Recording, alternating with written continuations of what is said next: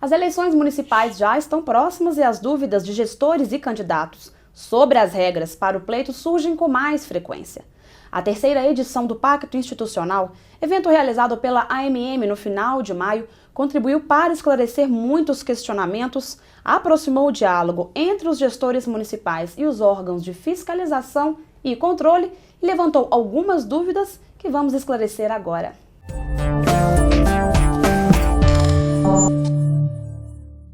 Uma das palestras que despertou grande interesse foi sobre crimes eleitorais e a atuação do Ministério Público. Os participantes apresentaram muitas dúvidas e trouxemos para o estúdio da MMTV o promotor e coordenador do Centro de Apoio Eleitoral do Ministério Público de Minas Gerais, Edson Rezende, para esclarecer essas dúvidas. Muito obrigada novamente pela sua participação, promotor. É sempre um prazer, Daiane, estar com vocês. Muitas dúvidas durante a sua palestra que não puderam ser esclarecidas e eu estou com algumas aqui. Vamos começar pela do Procurador Municipal de Itamarandibo, Tiago Andrade. A dúvida dele é o seguinte: entre as condutas vedadas aos agentes públicos no ano de eleição está a distribuição gratuita de bens e benefícios. Pergunto: autorização ou permissão de uso de bens públicos para terceiros pode ser considerado conduta vedada? Daiane, eu até ressaltaria, né, que realmente o nosso evento lá foi bastante concorrido, né, muitas perguntas, o que demonstra o interesse dos agentes públicos em geral pelo tema e até mesmo, eu diria, o interesse em não errar durante as campanhas eleitorais. Quem pergunta quer saber e quer saber certamente para não errar, né? A pergunta do procurador ela é bastante pertinente porque o artigo 73 da Lei das Eleições, que é o principal artigo que trata da postura que a administração pública deve ter durante as campanhas eleitorais, no seu parágrafo 10, como ele mesmo menciona, encontra-se ali a vedação para a distribuição de bens, valores e benefícios pela administração pública durante todo o ano da eleição. Então a lei veda, a lei proíbe que a administração faça distribuição de bens, valores e benefícios durante o ano de eleição e faz duas ressalvas tão somente. Ou seja, dentro dessa regra da proibição, existem duas situações que são permitidas, que é a continuidade de programas sociais que vêm sendo executados desde o ano anterior, né? Programas sociais antigos podem continuar sendo executados sem nenhum problema, porque o que a lei não quer é a novidade no ano de eleição, né? É o administrador trazer um elemento novo no ano da eleição, um programa social novo, exatamente para, nas vésperas do pleito, ele aparecer como sendo um administrador bonzinho, um administrador que atende às necessidades da população, e aí com isso converter isso em votos. É isso que a lei não quer. E a outra situação de exceção são os programas sociais de urgência e ditados por alguma calamidade. Aí é óbvio, né? Se uma cidade, por exemplo, for atingida pelas chuvas, uma enchente terrível, a prefeitura tem que cobrir essas pessoas, né? Tem que resolver o problema das moradias, enfim, né?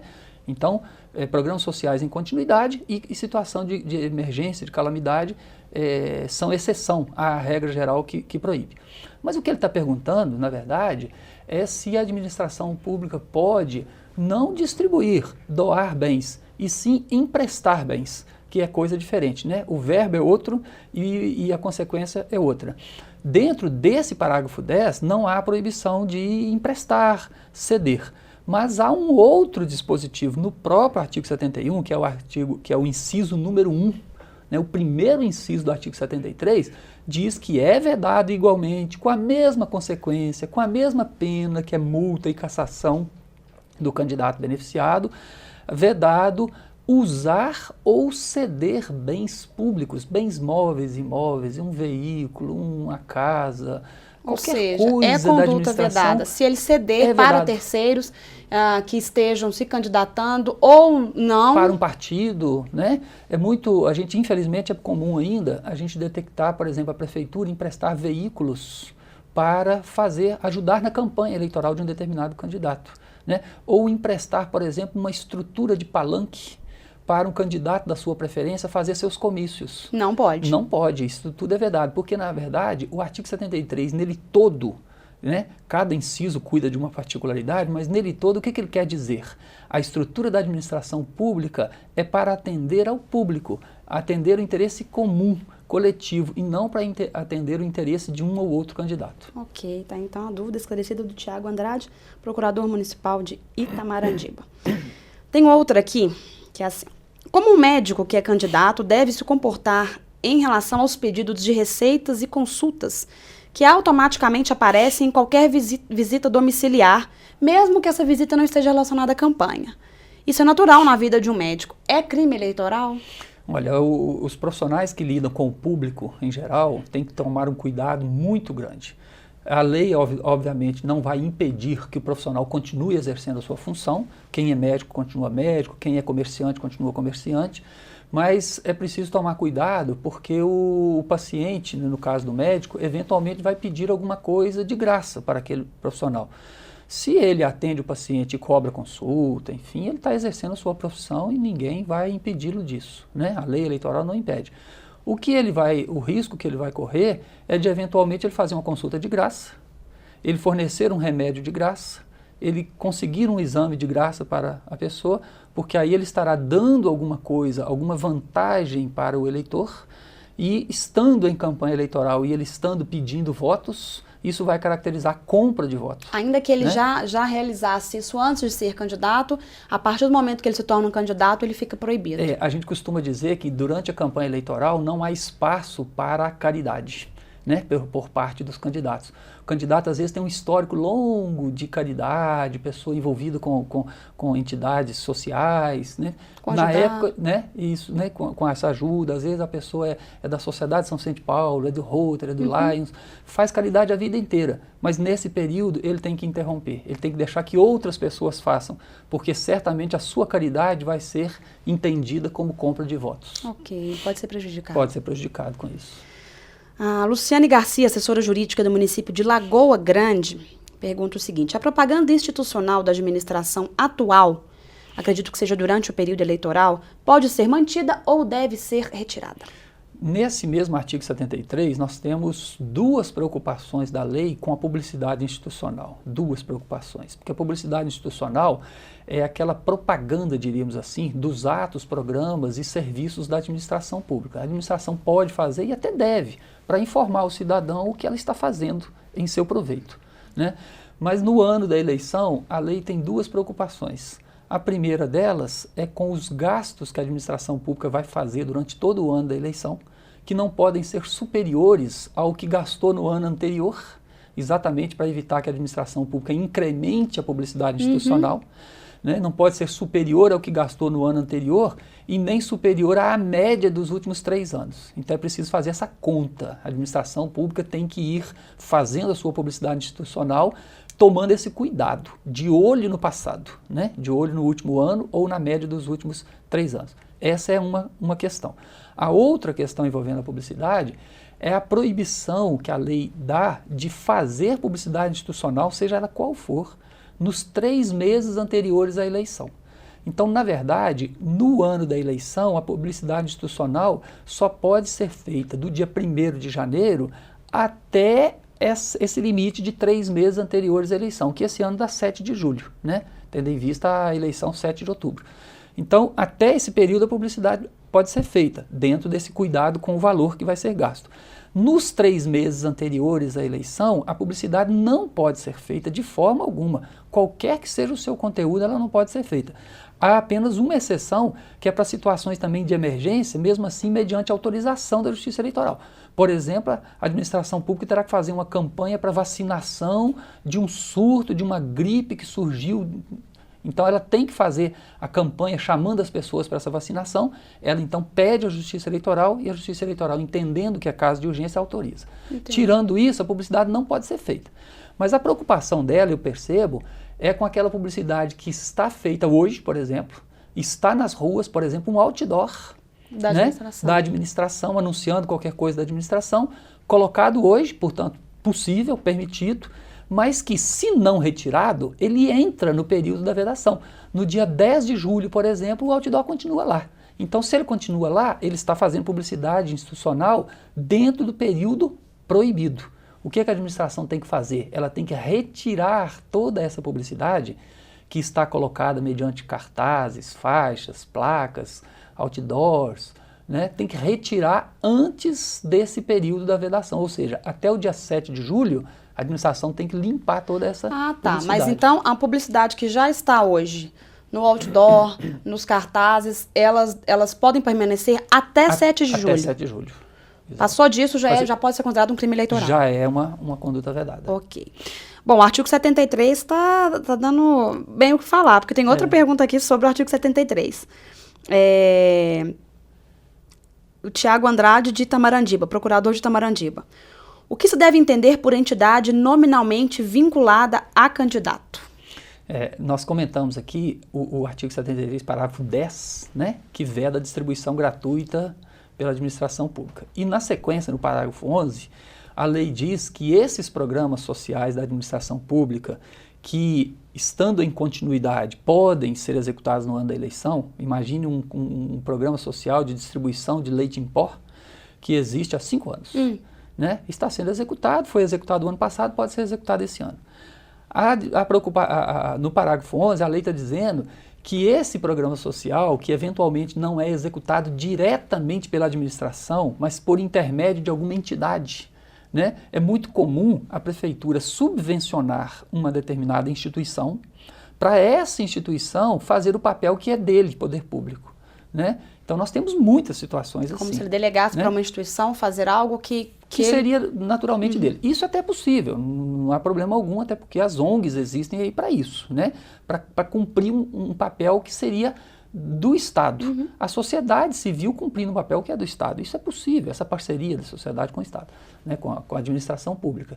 O problema é que nós temos muitas ONGs que levam o nome de pessoas que disputam eleições, de candidatos. E aí o que a lei diz? Olha, se, por exemplo, a prefeitura tiver um programa social executado pela Sociedade de São Vicente de Paulo, não tem problema nenhum continuar, porque ela não está vinculada nominalmente a ninguém. Mas se tiver lá, por exemplo, um Instituto Fulano de Tal, né? O nome da instituição é Instituto Fulano de Tal, Sociedade Fulano de Tal, e esse Fulano de Tal vai ser candidato. Então nós temos aí o quê? Um programa social sendo executado com recursos públicos, porque a prefeitura é que subvenciona, e executado por uma instituição que leva o nome de alguém que vai ser candidato. Ou seja, ele estaria sendo beneficiado com uma publicidade disso, pela instituição. Né? Pelo porque instituto. Quem que vai comparecer lá no bairro pobre, carente, levando os benefícios para a pessoa? Quem vai comparecer é a instituição carregando o nome daquele determinado candidato. Então é isso que o parágrafo 11 quer vedar. Vedar a execução de programas por entidades vinculadas nominalmente a candidatos. Mas como é que fica nesse período, então? Se vamos dar um nome, só para a gente conseguir fazer dar um exemplo. O José da Silva, tem o Instituto José da Silva e o José da Silva é candidato. Enquanto, no período da eleição, o Instituto não pode continuar com as obras, ele tem que paralisar? Na verdade, o que a lei veda é que a administração pública coloque dinheiro nessa instituição, né? E faz isso no ano da eleição inteiro, porque é uma sequência aí da lei. A lei vem tratando disso e primeiro ela diz que a administração não pode ela própria executar. E depois dizendo que ela também não pode executar por intermédio de uma instituição. Porque às vezes é muito comum o administrador pensar assim, bom, eu não posso, prefeitura, aparecer, mas eu dou o dinheiro para a instituição tal e ela executa o programa. Ou seja, então o que a lei está vedando é isso, tá? Vedando que durante todo o ano da eleição a prefeitura repasse recursos para uma ONG executar um programa se essa ONG estiver vinculada nominalmente a alguém que vai ser candidato. Tá, entendi. Agora tem aqui a Cecília Maciel do município de Comercinho. Como ficam as propagandas virtuais nas redes sociais que forem postadas pelos próprios eleitores? Nós temos aí, a partir do momento que a lei regulamentou a propaganda eleitoral na internet, né, a lei diz que é possível que o candidato tenha o seu site, tenha a sua comunidade, desde que isso seja feito após o dia 5 de julho, né, porque antes disso nada de propaganda eleitoral é permitido, né? Então, depois de 5 de julho, ele pode ter o seu site, pode ter a sua comunidade lá nas redes sociais, desde que ele informe o endereço para a Justiça Eleitoral. E o cidadão comum? Como é que fica o cidadão comum, né? O cidadão comum, ele pode postar suas opiniões, né? Porque as redes sociais, elas são, na verdade, um espaço virtual de bate-papo que nós poderíamos dizer assim, olha, é como se fosse o boteco, em que as pessoas se reúnem lá no domingo para tomar cerveja e aproveitam para conversar a respeito dos diversos assuntos. Aí sai futebol e sai política. É bom que saia política, né? O assunto, exatamente para que os eleitores troquem ideia a respeito dos candidatos, um fala bem, o outro fala mal, o outro traz uma notícia, o outro traz outra, isso vai formando a ideia do eleitor sobre os candidatos. Mas o eleitor pode fazer a propaganda do candidato dele o eleitor, na rede social? Na verdade, a lei não permite a propaganda, a lei permite que ele dê a sua opinião, né? Que ele comente, que ele diga, olha, determinado candidato eu acho que é o melhor, porque ele tem um passado assim, assim, assim. Digitado Quando ele digita, ainda que ele faça uma propaganda, o que não pode é aquela propaganda formal com a foto e número. Exatamente, aquela propaganda formal. Ele fazer comentário e dizer o que ele pensa, né? Okay. Ele pensa a favor daquele candidato. Aí vem uma outra pessoa, porque aquilo é uma comunidade, né? É um bate-papo. Vem uma outra pessoa e diz assim, olha, eu não concordo com você não. Esse candidato que você está dizendo que é bom, já foi envolvido em tal coisa, já roubou aqui, já fez ali, e etc. Porque isso provavelmente vai acontecer. Isso vai acontecer. E isso é saudável, porque é a troca de informações. Né? É a liberdade constitucional que o cidadão tem de manifestar o seu pensamento, favorável ou contrário. Ok, então fica esclarecida a dúvida da Cecília Maciel, que o que não pode é a propaganda eleitoral tradicional, com foto e número. Milene Coelho, do município de Itaipé. O prefeito em exercício pode distribuir alguns brindes nesse período em que não há registro de candidaturas, ou seja, então até o pedido de candidatura é agora em 5 de julho. Brindes, festinhas para sala de aula, bola para criança, até transporte para jogadores de futebol jogar em outra cidade? Na verdade, essa distribuição de brindes aí, né, esses presentinhos todos, tá naquela vedação lá do parágrafo 10, né? Porque o parágrafo 10 diz que em anos de eleição, a administração pública não pode fazer a distribuição gratuita de bens, valores e benefícios. Então, qualquer presentinho, qualquer ajuda, qualquer apoio, né? A gente tem tido aqui em Minas Gerais um problema sério, porque as administrações estão muito acostumadas a dar ajuda financeira para a realização de festas, por exemplo, de exposições agropecuárias, que é muito comum nesse período agora, né? Nesse período. Então, a prefeitura, por exemplo, contribui financeiramente com o sindicato rural que vai fazer aquela festa, para que o sindicato abra os portões, não cobre ingresso, num determinado dia em que vai lá um determinado cantor. Então, com isso, o que a administração está fazendo? Ela está distribuindo dinheiro para a população por via do sindicato. Ainda que a defesa seja auxílio à cultura, apoio à cultura, ainda que seja assim? Ainda que seja, porque o que acontece? A lei proíbe a distribuição e só abre 2 exceções, programa social e calamidade. Isso não é programa social, isso é diversão para o povo, isso não pode ser entendido como programa social. Então isso, por exemplo, é algo que está acontecendo muito. As dúvidas chegam para mim todos os dias, né? Porque os municípios vêm sempre com aquela história, mas já faz isso há 5 anos, 10 anos. Sim, mas a lei está dizendo que no ano da eleição... O ano da eleição não pode, é um ano atípico. É um ano atípico. Então, se ele não pode distribuir brindes, também pedir voto não pode. Antes do dia 5 de julho, a propaganda eleitoral é proibida. Ele tem que deixar para pedir votos depois. E os brindes de campanha, eles são proibidos não só para a administração, como até para o próprio candidato mesmo. Mesmo que ele não use dinheiro público, e talvez a pergunta possa ter alguma curiosidade com relação a isso também, né? Quem fez a pergunta pode estar pensando do outro lado, tá, mas não é a administração que vai dar, sou eu com o meu dinheiro, né, particular. Também a lei não admite isso. Em outro dispositivo, a lei diz que não pode ser distribuído brindes de campanha, né? Por que isso? No final das contas, o que a gente pode extrair disso tudo? Pode extrair que o que a lei quer é que a propaganda eleitoral, a campanha eleitoral, seja um momento para a apresentação de ideias, apresentação de projetos, que é isso que deve interessar para o eleitor, saber o que está na cabeça do candidato, o que ele pretende fazer, quais são as suas ideias. Eu costumo brincar assim, o eleitor precisa saber o que está na cabeça do eleitor, do candidato, e não aquilo que está no seu bolso. Né? Não o que ele tem de dinheiro para distribuir para as pessoas. Campanha eleitoral não foi feito para isso. Não foi feito para ficar agradando o eleitor com objetos materiais. Okay. Tem uma outra pergunta aqui também, da Cecília Maciel, do município de Comercinho, que perguntou sobre as propagandas virtuais. A dúvida agora é: o prefeito é reeleito, não pode ser candidato para este pleito. Sua companheira poderá se candidatar a vice-prefeita ou será atingida pela inelegibilidade reflexa? O que é inelegibilidade reflexa? Nós temos um dispositivo na Constituição Federal, esse até, né, de hierarquia superior, porque está na própria Constituição Federal, no artigo 14, parágrafo 7º. O que diz lá? Diz lá que são inelegíveis, portanto não podem ser candidatos os parentes, o cônjuge e os parentes até o 2º grau do chefe do Poder Executivo naquela localidade. Né? Então vamos exemplificar aqui com o presidente da República, porque a localidade do presidente da República é todo o território nacional. Né? Então o que diz a Constituição? Que o cônjuge e os parentes até o 2º grau, que seria filho, neto, né, do presidente da República, são inelegíveis, não podem ser candidatos a nada. Não pode ser candidato a vereador, a prefeito, a deputado, a governador, a nada nenhum no cargo território. eletivo. Nenhum cargo eletivo.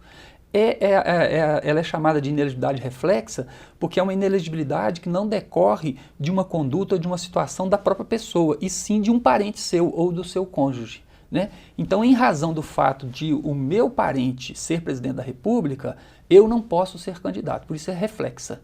Né? E então, no caso aí, a esposa do prefeito está exatamente na inelegibilidade do parágrafo 7º. Ou ela seja, não pode. pode ser candidata a vice, nem a prefeita, nem a vereador. Ok, então. O Juliano Gonçalo, de Mariana, quer saber o seguinte: o vice-prefeito, ao assumir a prefeitura por um período superior a 30 dias, pode concorrer ao cargo de prefeito por 2 mandatos consecutivos? Uhum. É interessante essa pergunta dele, porque ela diz respeito ao instituto da reeleição. Né? Na verdade, ele coloca aí assumir o mandato por mais de 30 dias, esse período aí não tem a ver não, né? Se é 30 dias, se é 1 dia, se é 6 meses, não tem a ver. A questão toda é saber se ele exerceu o mandato nos 6 meses anteriores à eleição. Né? Esse que é o marco que a lei prevê. O vice-prefeito, como também o presidente da Câmara, porque o presidente da Câmara também pode assumir a prefeitura, está sujeito a assumir a prefeitura. Né? Aquele que está no cargo de prefeito, ainda que por substituição, no caso do vice e do presidente da Câmara, nos 6 meses anteriores à eleição, ele fica inelegível para outros cargos e só pode disputar aquele próprio cargo em que ele está, no caso de prefeito. Né? Então, se ocorrer, por exemplo, de o prefeito ser cassado, ou falecer, ou renunciar, e ele assumir nesses 6 meses anteriores à eleição, o que vai acontecer com ele? Ele só pode disputar para o próprio cargo de prefeito. Aí ele estará em reeleição. Esse fenômeno aconteceu, por exemplo, com o governador Geraldo Alckmin em São Paulo, aconteceu com o governador Anastasia em Minas. Né, em que o governador renuncia para disputar outra eleição, ele assume naquele período de 6 meses anteriores à eleição, está no cargo de governador e pode candidatar-se unicamente ao cargo de governador. Né, e candidatando-se ao cargo de governador, está candidatando-se à reeleição. E aí ele terá um mandato para frente. Em 2014, no caso, o governador não poderá se candidatar novamente, porque ele já estará no seu 2º mandato. Exerceu uma parte do mandato anterior e o mandato seguinte por completo. Ou seja, se esse vice-prefeito assumiu a administração por um período de 45 dias a 1 ano, não tem problema nenhum. Ele apenas substituiu. Agora, se ele assumiu, ele é o atual prefeito, porque por alguma condição o prefeito teve que se ausentar, e no período de 6, 5, 4, 3, 2 meses ou 1 mês, ele já é candidato à reeleição. No caso, né, como você falou, as substituições que ele tenha feito no passado, antes desses 6 meses, o ano passado e tal, não influencia em nada, não altera em nada a vida dele. Se ele já foi vice-prefeito 2 mandatos consecutivos, ele pode se candidatar agora a prefeito, não pode se candidatar a vice de novo, porque completaria 3 mandatos. Então ele pode candidatar-se a prefeito, elegendo-se prefeito, daqui a 4 anos pode se candidatar de novo e a reeleição. Então, nesse caso, nós teríamos o quê? Nós teríamos 2 mandatos de vice, mais 2 mandatos de prefeito. Está tudo dentro da normalidade, não tem problema. O problema é se nesses 6 meses anteriores à eleição, ou seja, desde abril para cá, se ele tiver assumido a prefeitura por um único dia. O prefeito adoeceu, ele assumiu um dia. né? Assumiu um dia, aí ele já está inelegível para qualquer outro cargo, a não ser para aquele próprio, né? Então ele vai ter que candidatar a prefeito? Pode, né? Mas aí já vai ter problema de reeleição lá na frente, ou seja, ele não tem aquele outro mandato lá na frente. Nos últimos 6 meses, ainda que seja por um dia, porque a isso lei fala, impede. a lei fala em sucedido ou substituído. Ok. Então essa foi a pergunta do Juliano, do município de Mariana. E temos então a do André, não colocou o sobrenome, do município de Delta. Até que período pode-se inaugurar obras? O prefeito pode falar e permanecer no local? Essa pergunta é bastante oportuna, porque há uma confusão geral a respeito desse tema de inauguração. A lei, em momento algum, veda a inauguração de obras e serviços pela administração pública. Não fixa tempo para as inaugurações. O que a lei prevê são 2 vedações. A vedação de fazer inaugurações com shows, com festa, nos 3 meses anteriores à eleição. Então, as inaugurações não podem se transformar em festa nos 3 meses anteriores à eleição. Essa é uma vedação. E a segunda vedação é o comparecimento de candidatos nas inaugurações, também nos 3 meses anteriores. Então vejam que em momento algum a lei está vedando a inauguração. Ao contrário, ela até está dizendo que pode. Pode, desde que não haja shows e que não haja o comparecimento de candidatos, aí qualquer candidato. Vamos imaginar que o prefeito não seja candidato, né? O prefeito atual já está no 2º mandato, por exemplo, e não vai ser candidato. Ele pode inaugurar suas obras e pode comparecer. Pode comparecer, fazer o seu discurso, desde que, obviamente, faça um discurso voltado para a obra, né? Não faça discurso eleitoral, faça discurso como prefeito, pode comparecer livremente. Quem não pode comparecer nessa inauguração são candidatos. Candidato a vereador, candidato a prefeito, candidato a vice, ainda não que pode haja o comparecer. período de eleição a partir de 6 de julho? Antes disso? Não, antes disso a lei não diz nada. Não né? tem problema. Então, o problema é o período de eleição. De 3 meses anteriores à data da eleição, ou seja, de 7 de julho em diante. A data da eleição, Isso. não é do fim do mandato, não. Tá. Né? Então, de 7 de julho para frente, as inaugurações que a administração pública fizer tem que tomar esse cuidado, esses 2 cuidados. A de diferença não fazer da shows. eleição e período eleitoral. Porque, na verdade, assim, o período eleitoral... É o período de campanha. O período de campanha que ele é de 5 de julho para frente. E 3 meses anteriores à eleição, ele varia de ano a ano, porque a eleição no Brasil não tem uma data marcada. Ela é no 1º domingo de outubro. E a cada ano cai numa data. Né? Então, esse ano, por exemplo, como a eleição é 7 de outubro, os 3 meses são 7 de julho. Né? Então, de 7 de julho para frente, a administração pública pode fazer inaugurações? Pode, mas tem que tomar 2 cuidados. Primeiro, não contratar shows, para não se transformar em festa, e não permitir o comparecimento na inauguração de candidatos. Sim, e os candidatos, claro, sabendo disso, mas ainda assim se arriscarem comparecer. Isso pode trazer consequência para aquele candidato, por exemplo, o prefeito da administração, e para quem compareceu ou apenas para quem compareceu? Na verdade, a gente tem que apurar aí como é que ele compareceu lá. Ele compareceu por iniciativa própria, né? Ou ele foi convidado e a administração deu suporte para ele ir lá. Porque a inauguração é pública. Isso vai ser analisado. Isso pode acontecer, por exemplo, a inauguração é pública, a pessoa comparece, a gente costuma até brincar, né, de penetra na festa, né? Ninguém o convidou, mas ele vai lá. A inauguração é pública. Então o prefeito não tem nada com isso, não pode ser responsabilizado por isso. Agora, o candidato está sujeito, esse candidato que comparece à inauguração e se aproveita desse momento da administração pública, ele está sujeito à cassação do seu registro. Ok. Então deve ter esse cuidado. O candidato tem que tomar esse cuidado. Na verdade, isso é muito mais interesse do candidato do que da própria administração. Ok. E, bom, de perguntas foram essas, as outras foram esclarecidas lá mesmo no pacto. E o promotor trouxe um adesivo de uma campanha lançada pelo Ministério sobre voto consciente. Eu não vendo o meu. Isso é uma campanha que vocês lançaram, e como é que está sendo a distribuição deste material? Olha, Daiane, nós lançamos essa campanha que eu estou assim, apostando muito nela, né? É uma campanha que visa esclarecer a população quanto à importância do seu voto, né? A população tem que ter consciência de que o seu voto é muito importante, não pode ser vendido, não pode ser trocado por nada, tem que exigir do candidato os seus programas, os seus projetos, as suas ideias, Então a gente está falando em voto consciente e com essa ideia de que eu não vendo meu voto. Eu quero colocar esse adesivo, né? Nós estamos distribuindo esse adesivo por todo o estado através das promotorias, né? As promotorias eleitorais estão recebendo uma quantidade razoável desse adesivo para distribuir para a população em geral, para colocar nos seus veículos, na janela da sua casa, para dar esse recado para todo mundo. Eu não vendo meu voto. Se tiver algum candidato mal intencionado que vá me visitar querendo comprar o meu voto, ele já chega na minha casa e recebe esse recado no adesivo. Eu não vendo meu voto. Então não precisa vir com essa conversa porque eu quero projetos, eu quero ideias. Interessante, muito interessante. Bom, então de perguntas foram isso. Agradeço mais uma vez a sua participação conosco aqui no esclarecimento de tantas dúvidas.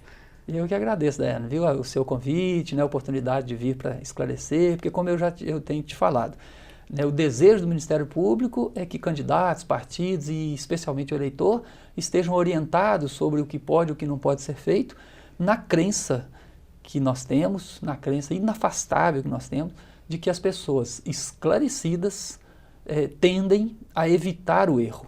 E é tudo que nos interessa, evitar o erro para que nós tenhamos uma eleição limpa, uma eleição tranquila e que no dia 7 mesmo, ao final da votação, nós possamos anunciar os eleitos e esses eleitos possam tomar posse e exercer seu mandato tranquilamente, sem aquela espada da possibilidade de cassação porque cometeu algum ilícito durante a campanha. Ok. E durante esse período eleitoral, vamos conversar mais sobre condutas e esclarecer mais dúvidas. Vamos conversar sim, estamos à disposição. Ok, muito obrigada. E se você ainda tiver dúvidas sobre o assunto, envie um e-mail para ammtv@amm-mg.org.br. O promotor Edson Rezende também vai ministrar palestra no Seminário de Estudos Eleitorais no dia 28 de junho sobre condutas vedadas aos agentes públicos e mais informações no portal amm.org.br. A MMTV Minas passa por aqui.